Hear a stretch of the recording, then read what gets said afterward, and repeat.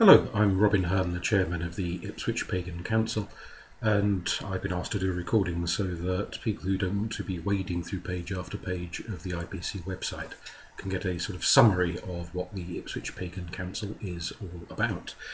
We started in 1994 and have been going solidly ever since.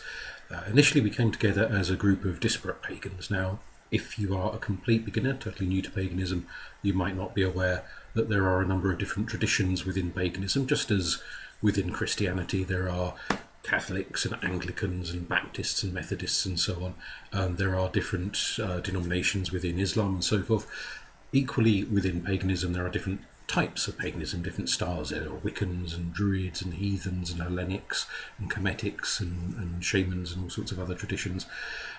The initial formation of the Ipswich Pagan Council was to bring people from these various different traditions together so they could meet as equals.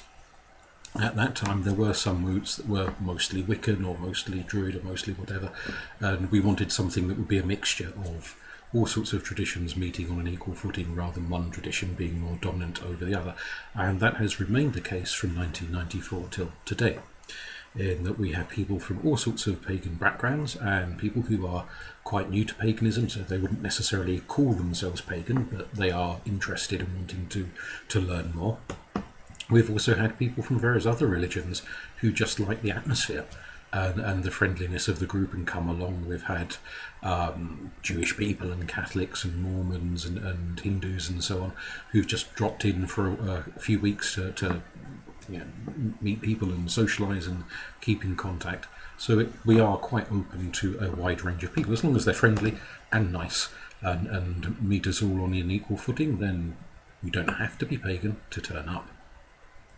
In terms of what we mean by pagan, that word has quite a lot of different meanings depending on who's using it and which. If you're reading books about paganism, books written in the Victorian age and the Edwardian age tend to use it in a very different way from books written, let's say, in the 1970s and the 1980s, let alone into the 2000s.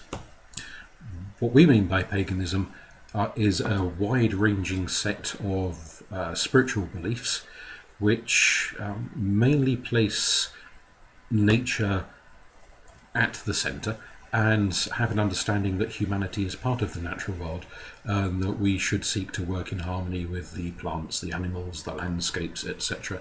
around us, and do so within a reverential and a spiritual context. Some pagans would define themselves as polytheist. I personally do. Polytheist is somebody who believes in lots of different gods and goddesses and various other spirits as real beings rather than simply as poetic metaphor.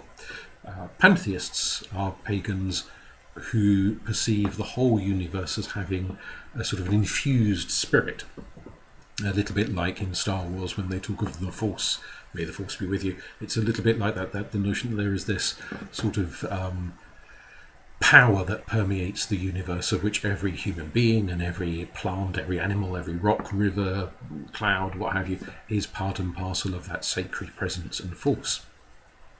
And pantheists often tend to, not all of them, but many, often tend to view the various gods and goddesses of Greek, Roman, Egyptian, etc. mythology as more sort of poetic understandings of natural processes rather than as actual, independent, real beings in their own right.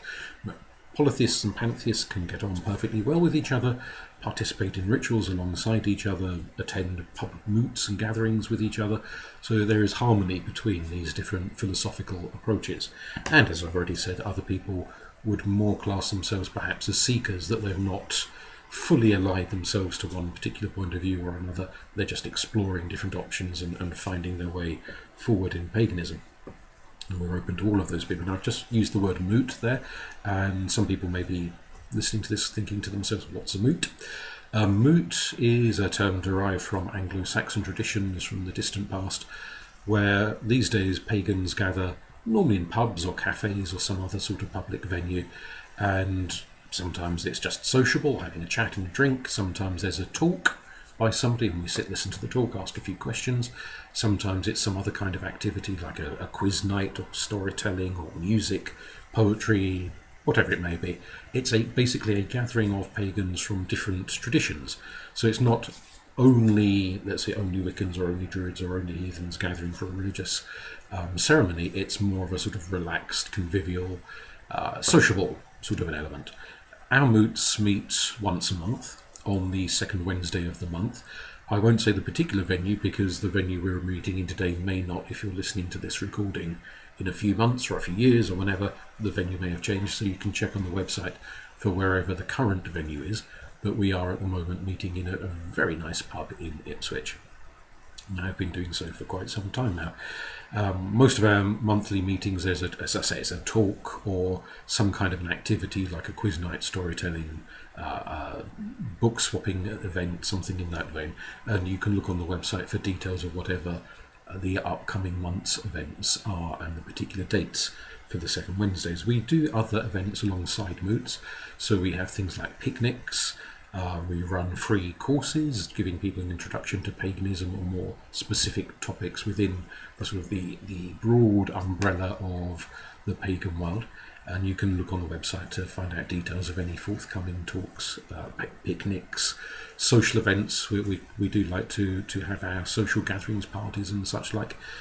There's some of the local ritual groups put on the occasional event that's opened up to not only their own members but to wider membership of the IPC.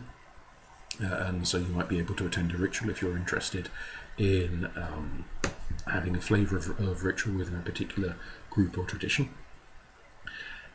We do have a membership fee. At the time of recording this, it's £5, and it has been £5 for a great many years, but obviously worth double checking on the website, because by the time you're listening to this it might be quite a long time after I've made the recording and that price possibly might have gone up, so do check on the website. But that membership fee covers you for the quarterly newsletter, which has lots of articles about paganism, mostly serious but some humorous ones as well, because humour and laughter is quite important within the pagan traditions. We try not to take ourselves terribly seriously, even though we have a very deep-centred faith, but we try to have a light touch to that faith. Membership is for people who are 18 years or over. Now, if you are somebody listening to this video and you're under the age of 18 and you're interested in paganism, you cannot attend the pub moots because they are in a pub and that's an adult environment. But if you are interested in attending things like the picnics and so forth, the events held in venues other than a pub, then you're welcome to do so, but you will have to bring along a responsible adult, your mum, your dad, an aunt, an uncle, grandparent, whoever, who is there to keep an eye on you, look after you, and perhaps to reassure themselves that the people you're mixing with are very nice people. Once you hit the age of 18, if you're still interested, then you can have a membership. Now, you can attend moots and events without having a membership fee first. So we encourage people to come along and make sure they definitely want to join up before they pay their fee. Some events are ticketed where we have to hire a hall to hold a particular event, and obviously so we need to charge money to make back the cost of the hall. But we do offer members a discount which is not available to non-members, so there is a sort of a gain from having that membership fee there. I've already mentioned the newsletter. We have a general social networking. Sometimes we put articles from the newsletter up onto the website. We have a Facebook group where we advertise events. We have an Instagram account. I don't know very much about Instagram myself personally. Somebody else manages the Instagram account. So we've got a variety of platforms on social media by which people can contact and communicate with each other. And we've been involved in interfaith work with the local interfaith networks for a great many years now, doing educational and outreach work to help explain to the wider world quite what paganism is and give a more solid understanding.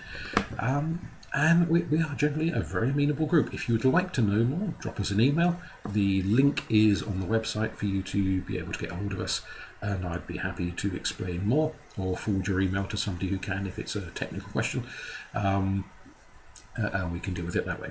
Thank you for listening. Goodbye.